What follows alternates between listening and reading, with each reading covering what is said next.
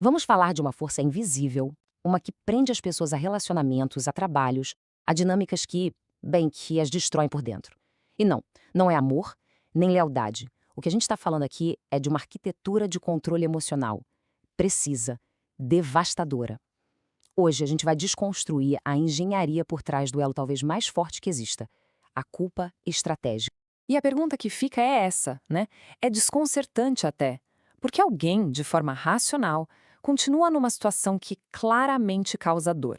A resposta, bom, ela não é tão simples, porque a prisão não tem grades de ferro. A cela é construída dentro da mente. É aqui que a gente encontra a chave para decifrar esse código. O nome disso é culpa estratégica. Veja bem, não é um sentimento que surge do nada. É uma dívida moral fabricada.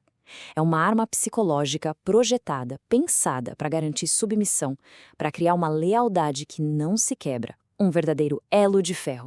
Ok, para entender o poder dessa arma, a gente precisa ir fundo, olhar para a biologia do controle.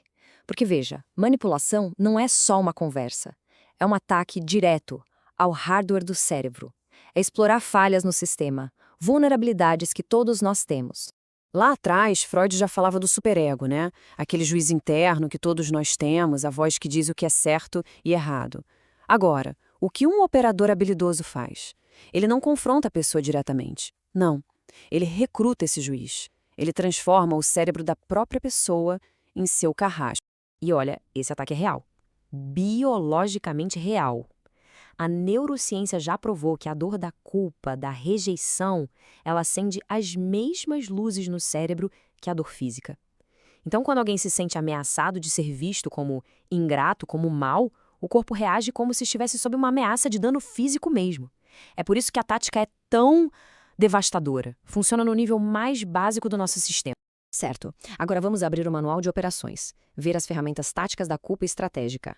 A primeira, e talvez a mais fundamental, é o que chamamos de sacrifício calculado. Então, como funciona isso?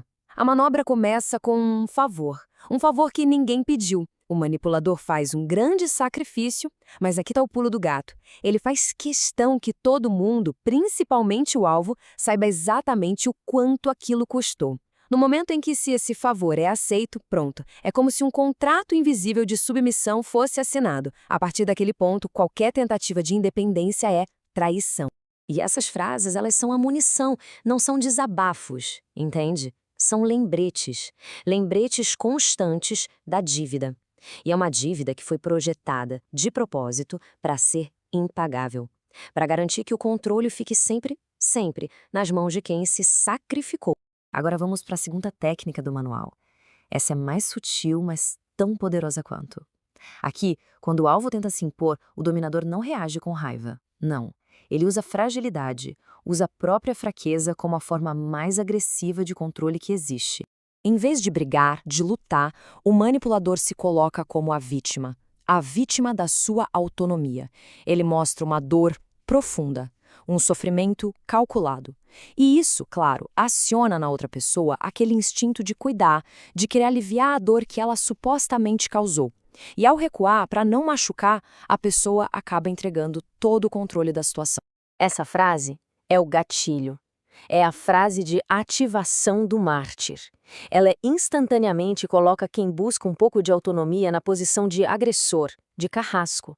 E aí a pessoa é forçada a recuar só para fugir daquele peso esmagador da culpa.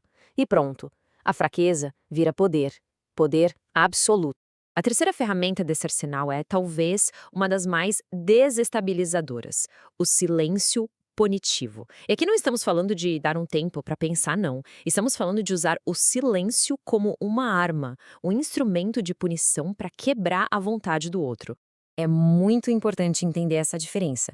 O silêncio tático, aquele de um interrogatório, por exemplo, ele é usado para fazer o outro falar. Já o silêncio punitivo, o objetivo é outro. O objetivo é quebrar a resistência interna. É forçar a pessoa a implorar por perdão, muitas vezes sem nem saber o que fez de errado. Esse silêncio, ele cria um verdadeiro bug na mente. Nosso cérebro simplesmente odeia vácuo de informação.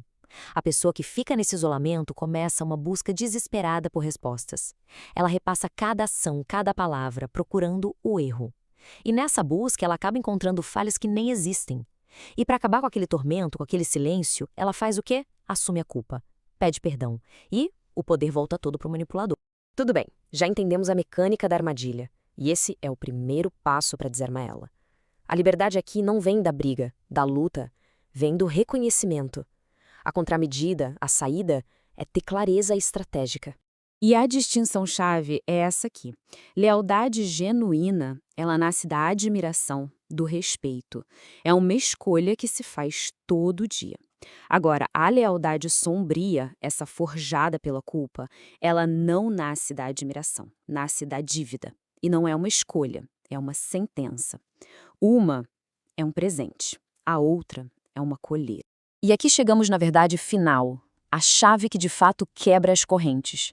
A culpa estratégica precisa de cooperação. Ela precisa que a pessoa aceite a dívida. O poder não está no manipulador, mas no consentimento em se sentir culpado.